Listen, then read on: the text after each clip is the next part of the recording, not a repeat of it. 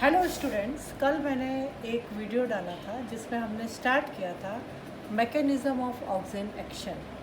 और मैंने आप लोगों को कहा था कि mechanism of oxygen action books में कहीं पर भी आप लोगों को पूरा नहीं मिल पाएगा। और मैंने जो ये जितने भी वीडियो बनाए हैं वो रिसर्च पेपर से बनाए हुए हैं, इसलिए मेरा सजेशन है आप लोगों को कि इन वीडियोस को बहुत ध्यान से देखें और अपने नोट्स इन्हीं वीडियो के थ्रू बनाएं।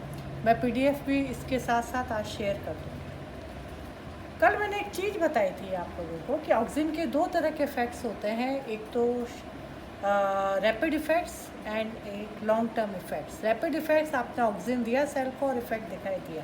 एक्चुअल में रैपिड इफ़ेक्ट जैसा मैंने आपको बताया था प्री फॉर्म सिस्टम पे होता है, मतलब सेल में जो ऑलरेडी प्रेजेंट होता है उसी को एक्टिवेट करता है। लेकिन जो 2 घंटे बाद या 4 घंटे बाद या 2-4 दिन बाद हमें इफ़ेक्ट ऑक्सीजन का दिखाई देता है, वो होता है ऑक्सीजन का effect at molecular level. Molecular level पे मैंने बताया था कि ऑक्सीजन जो है जीन एक्सप्रेशन को चेंज करता है। कैसे चेंज करता है? अगर ऑक्सीजन प्रेजेंट होता है तो या तो एक्टिवेटर सिंथेसाइज होता है या फिर रिप्रेसर जो है वो इनएक्टिव हो जाता है। उसी में हम आगे बढ़ते हुए एक मॉडल और मैंने सेलेक्ट किया है जो कि ऑक्सीजन सिग्नलिंग को और क्लियर कट बताएगा। आप लोगों को पता है कि ऑक्सीजन का इफ़ेक्ट जो है रिप्रेसर ख़त्म कर देता है। तो रिप्रेसर एंड को रिप्रेसर ऑक्सीजन के जो है आइडेंटिफाई हो चुके हैं और इसमें एक बहुत कॉमन रिप्रेसर है, दैट इज़ AUX/IAA। ये ऑक्सीजन का रिप्रेसर है और रिप्रेसर के साथ ही काम करता है को रिप्रेसर, वो भी आइडेंटिफाई हो चुका है, TPN।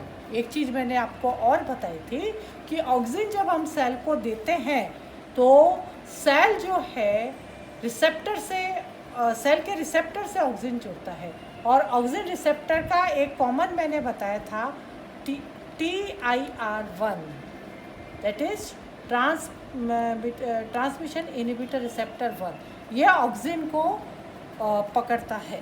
अब आप देखिए ऑक्सीजन सिग्नलिंग को एक बहुत अच्छे तरीके से किसी रिसर्च पेपर में ये समझाया गया है कि अगर हम ऑक्सीजन देते हैं और उस पर रिप्रेसर एंड को रिप्रेसर दोनों आपस में मिलकर ऑक्सीजन रेस्पॉन्स फैक्टर ARF पे अटैक करते हैं। ये जो ARF है इस पे अटैक होने से oxygen response element that is ARES जो है उन पे इफ़ेक्ट आता है और उससे क्या होता है कि ऑक्सीजन इंड्यूसिबल जीन्स जो है वो चेंज हो जाते हैं और ट्रांसक्रिप्शन जो है रिप्रेस हो जाता है। ये मैंने कल भी आपको बताया था कि अगर हम ऑक्सीजन नहीं देते हैं प्लांट को तो होता क्या है, को repressor of the oxygen and repressor of the oxygen, ये दोनों जो है ये अफेक्ट डालते हैं ऑक्सीजन रेस्पॉन्स फैक्टर पे।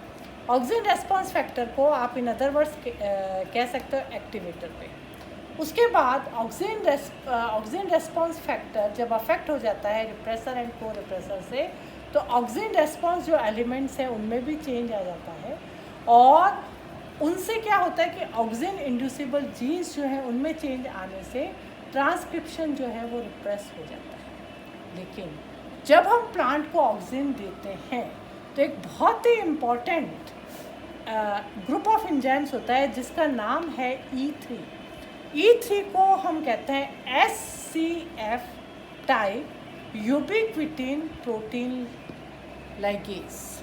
ये एक पूरा एंजाइम सिस्टम है जिसमें कौन कौन से होते हैं, SKP1, CUL1, RBX1 and oxygen जो रिसेप्टर है TRI1, ये काम करते हैं। ये एक्चुअल में व्हाट इज़ यूबिक्विटोन, थोड़ा सा मैं आपको बताना चाहती हूँ कि यूबिक्विटोन्स जो होते हैं they are small peptide attach to target protein. किसी भी प्रोटीन या एंजाइम पे अगर हम यूबिक्विटन को जोड़ देते हैं, जोड़ने के बाद क्या होता है कि वो 26S प्रोटियोसोम्स में चले जाते हैं और वहाँ पर उस प्रोटीन का डिग्रेडेशन हो जाता है। यूबिक्विटोन का एक बार मैं वापस वर्क जो है समराइज करी हूँ। यूबिक्विटोन्स क्या करते हैं, किसी भी एंजाइम्स या किसी भी प्रोटीन से जुड़ जाते हैं। जुड़ने के बाद वो चला जाता है, यूबिक्विटोन प्रोटीन जो है वो 26S प्रोटियोसोम पे चला जाता है, और 26S प्रोटियोसोम पे जिस प्रोटीन से ये जुड़े हुए हैं उसका डिग्रेडेशन हो जाता है। तो आप देखिए ऑक्सिन की सिग्नलिंग में 3 यूबिक्विटोन एंजाइम्स काम में आते हैं, E3, E1 and E2। E1 जो होता है, ये मैंने देखिए शो किया है, जिसमें यूबिक्विटोन होता है। E1 एक्चुअल में यूबिक्विटोन एक्टिवेटिंग एंजाइम होता है। E2 जो होता है वो यूबिक्विटोन कॉन्जुगेटिंग एंजाइम होता है, और जो E3 होता है उसको हम कहते हैं SCF type ubiquitin protein ligase. Actual में ये ग्रुप ऑफ एंजाइम है जिसमें SKF1, CUL1, F-बॉक्स प्रोटीन होता है, एंड आपके ऑक्सिन रिसेप्टर जिसको हम कहते हैं TD1 होता है।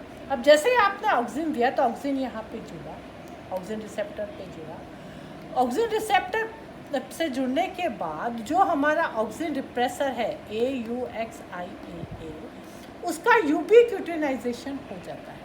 उसका यूबिक्विटोनाइजेशन किससे होता है? उसके लिए E1, E2 और ये पूरा जो सिस्टम होता है E3 काम में आता है। उस ऑक्सिन रिप्रेसर का जब यूबिक्विटोनाइजेशन हो जाता है तो क्या होता है? वो डिग्रेडेशन हो जाता है, क्योंकि ये यूबिक्विटोन, मैंने अभी आपको बताया कि ये स्मॉल पेप्टाइड चेन होती है जो कि किसी भी प्रोटीन को 26S प्रोटियोसोम पे ले जाती है और उसको डिग्रेड कर देती है। जब वो डिग्रेड हो जाता है तो ऑक्सिन रेस्पॉन्स फैक्टर जो होते हैं, दैट इज़ एक्टिवेटर, वो वर्क करते हैं, और वर्क करने के बाद ट्रांसक्रिप्शन होता है। और ट्रांसक्रिप्शन के बाद आपको पता ही है कि जो भी ऑक्सिन के फिजियोलॉजिकल इफेक्ट शो करने के लिए एंजाइम्स की ज़रूरत होती है, वो एंजाइम्स जो हैं सिंथेसाइज होते हैं और ऑक्सिन का फिजियोलॉजिकल इफेक्ट दिखाई देता है। Very important model.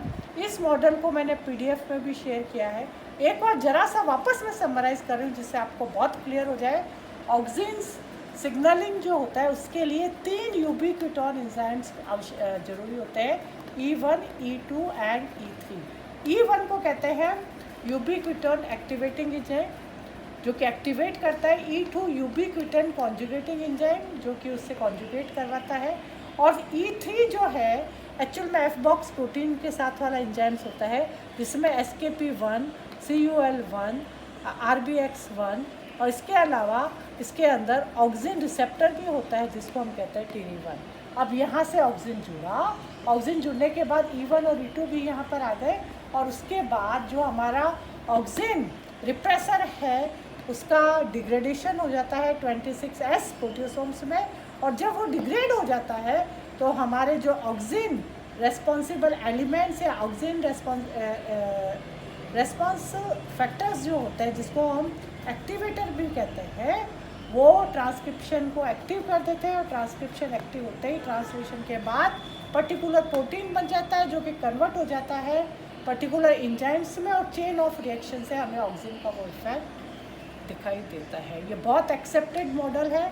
Molecular basis of auxin बिल्कुल एक्सप्लेन ये करता है, तो आप लोग इसको बहुत ध्यान से देखिएगा, और कोई प्रॉब्लम हो तो मुझे पूछ सकते हैं। Thank you so much. Mechanism of auxin action का पार्ट 3 मैं अगले वीक आपको अपलोड करूँगी। इसके साथ इसके PDF भी है जो आप आराम से समझ जाएंगे। Thank you.